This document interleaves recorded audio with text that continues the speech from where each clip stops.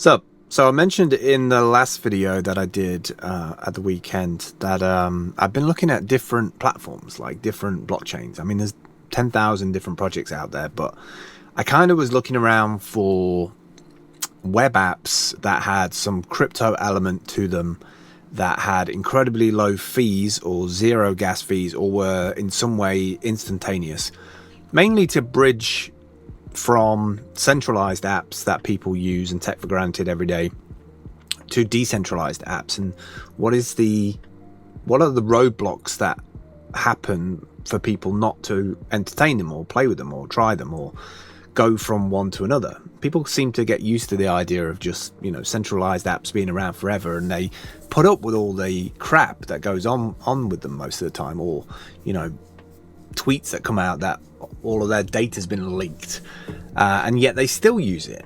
Like, they don't even think about it. They're just like, oh well, those things happen, and they just keep on using it. It's because all of the people they know, or the majority of the people they know, are still on there. Until you get like a mass exodus from these places, they just don't go. So trying to convince people to go from centralized to decentralized stuff is really difficult. So I wrote a little post this morning about Bitcoin SV, and I could feel the clenching in my stomach when I literally wrote the second word SV, because most Bitcoin maximalists and purists would just like never use it, or just, they see it as a fork of Bitcoin, and there's various changes that have been made that aren't the original vision, and therefore it's kind of dead to them. And I kind of understand it, because if you just keep on forking something, you're diminishing the impact that original vision had. In some ways, you just end up with like one community to a smaller community to a smaller community to, like, you might have a version that you think is more ethically correct, the way that you see money being handled, or the way that you expect the project to scale, or whatever it may be, right? But I got a message from somebody probably about 2 or 3 weeks back. Actually, it was from CryptoFu, and he sent me $10 over. And I mentioned this in the last video, but I'm bringing it up again. And he said, take a look at Twitch again. Just just have a dig around and see what you think. I'll send you some funds over in Bitcoin SV so you can use it, because you have to pay for your messages, and you can also get money back when people like or interact or branch off your tweets. And because time is money, and I've never been more aware of that than I have since started using crypto, by the way, in the last 3 or 4 years, is that I feel like the more I can show the benefits of using these platforms over something like Twitter. I don't get nothing from Twitter. I might get some traffic, or I might get a like, or somebody might mention something, but I don't get anything from my interaction and time on that platform. So that's a problem, right? Because I'm literally then just a data set or information or a transmission record, a TX record on their service, which to their investors who invest in the stock market price of Twitter is either good or bad based on the volume of the data on their service. So why don't we get a little bit of the funds, right? So I've been definitely making a point of moving away from as many centralized platforms as possible with the people that I know, so I can bring them people with me so I can communicate back and forth with them. So there's a couple of features that I really like about Twitch. I think the first one is the fact that everything, you go in with a mindset that everything is going to cost, which I actually like. I know that sounds weird, but I actually like it. So for instance, they've brought out a new add-on feature, which is chat, encrypted messages using Bitcoin, and fully encrypted using something I'd never heard of before, which is ECIES and plus AES, which I've heard before, which is like encryption. But to get that, you need to buy it. So it's like $9.99, which sounds expensive, but everything's integrated inside of Twitch, which I really, really like. If I was to pay this or send that money, this is literally instant. It would just unlock that instantly. So that gets me thinking about, okay, payments and integrating payments and add-on bits and things that you can build and charge in place where you're having that conversation.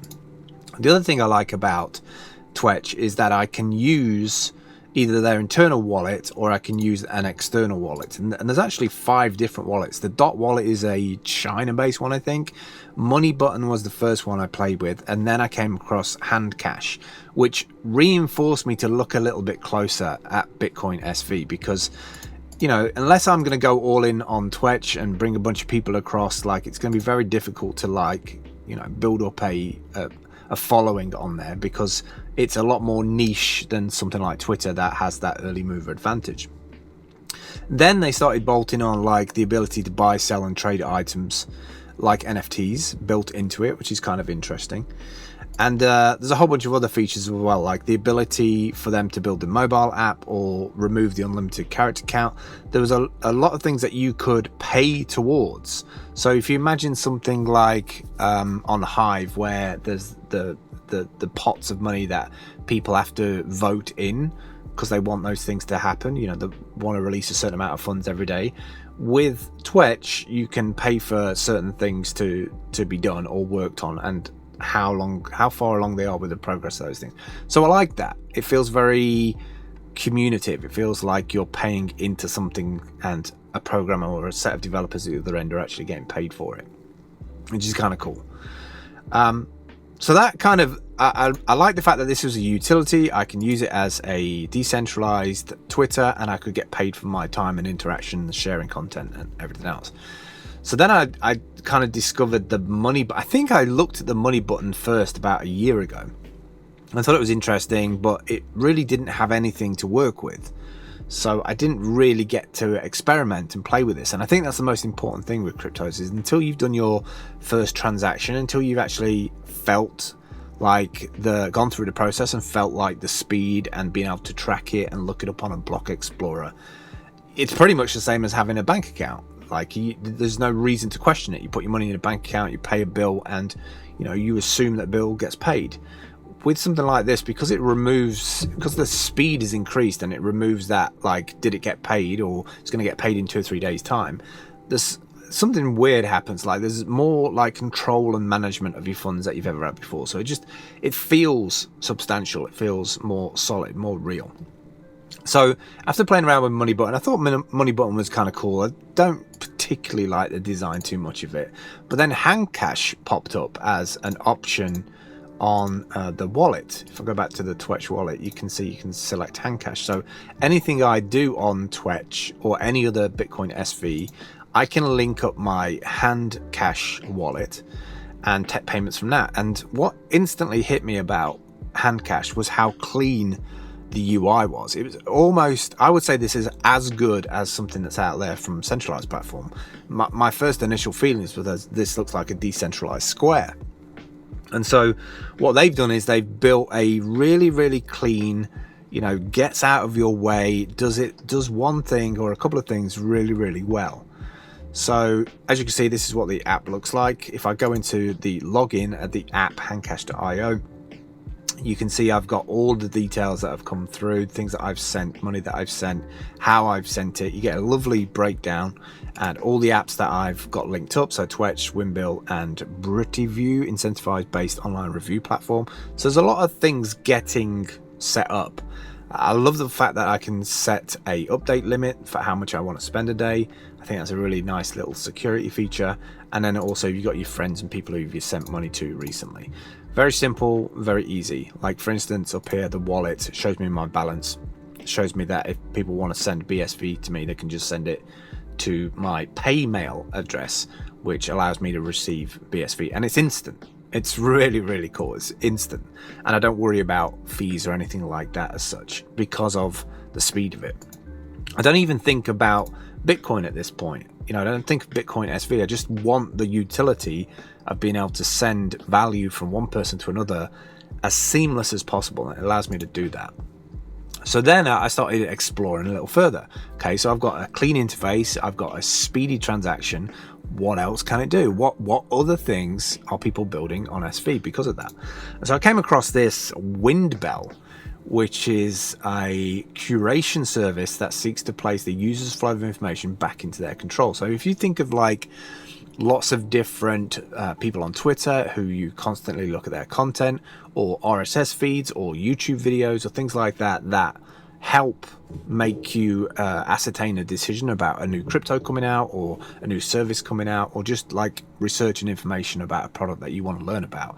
You have the ability to kind of mix and match that information as a curated feed that you can then feed into Twitch, which I really like. You have to pay to create those Windbells, but once you've got one set up, you can add things to it. So you can add Twitter handles, YouTube channels, RSS feeds. They're obviously against the idea of just AI powered news aggregation or big tech surveillance and censorship.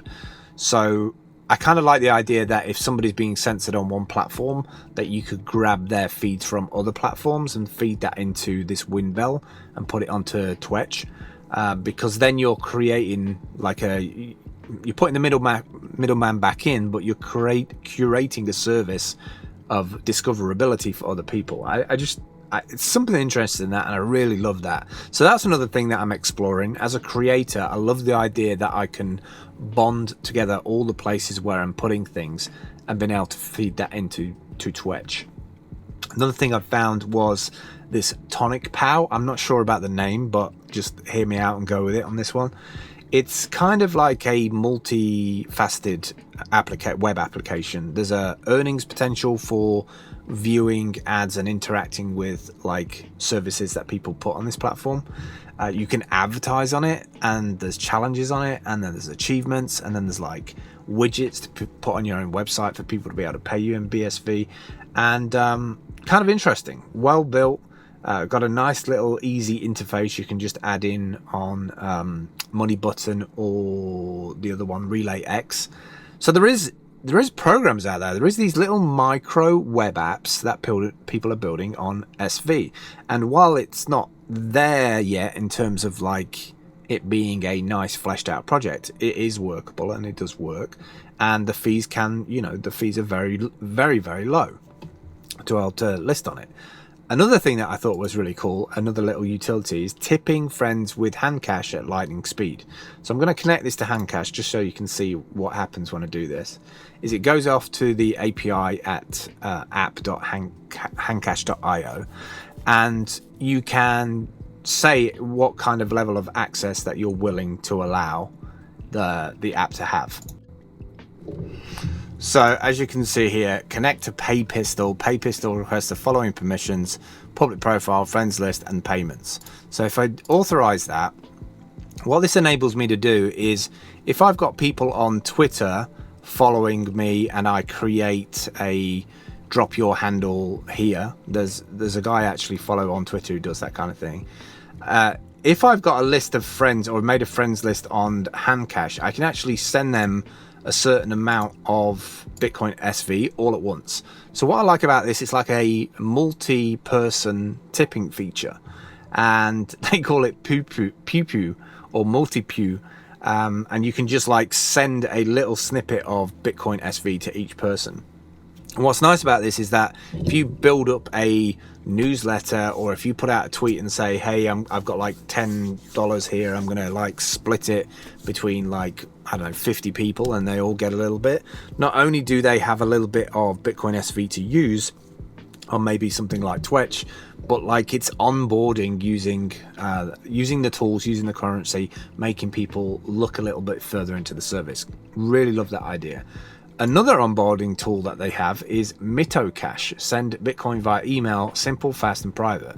Again, using Handcash. So what Handcash have done is they've made a whole series of little web apps sitting on the back of their API to show Handcash's ability, but also how easy it is for developers to integrate it. So connecting to Mitocash, I'm allowing them to see my public profile, which is my handle name and profile picture, private profile, email address and phone number, friends list, access your list of friends, payments, trigger payments within an allowed limit. So I've set that at $10 a day, so I'm not really bothered too much about that. So I'm going to authorize that. And then what this allows me to do is I can enter their email addresses and the amount of money from my Bitcoin SV wallet, and I can just email that, and then it just hand holds them into actually getting a wallet and getting set up. And I just think it's a very, very simple tool, but it's a tool where if somebody asks you, oh, how do I get started? The friction between you know, getting a wallet, putting money in it, getting set up, or going onto Twitch and saying, I want to use this wallet. You know, you need something to get people to do the extra step. And if they know they've got a balance in an account, or if you're sending them $10 and they're like, oh, I just got an email, like I've got $10 somewhere, they'll go through the steps to learn a little bit more.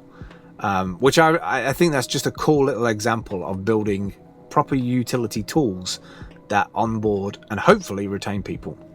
Another couple of things I saw as well is they've got a whole gaming thing, really, really nicely made. I really like the look and feel of this, very, very polished. And you just connect your wallet, either money button or Handcash again, and you can play all of these usual, you know, games that you would get.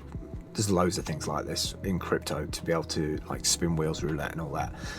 Finally, for content creators, because that's kind of where I've kept my my viewpoint on all of this, is a thing called Streaminity.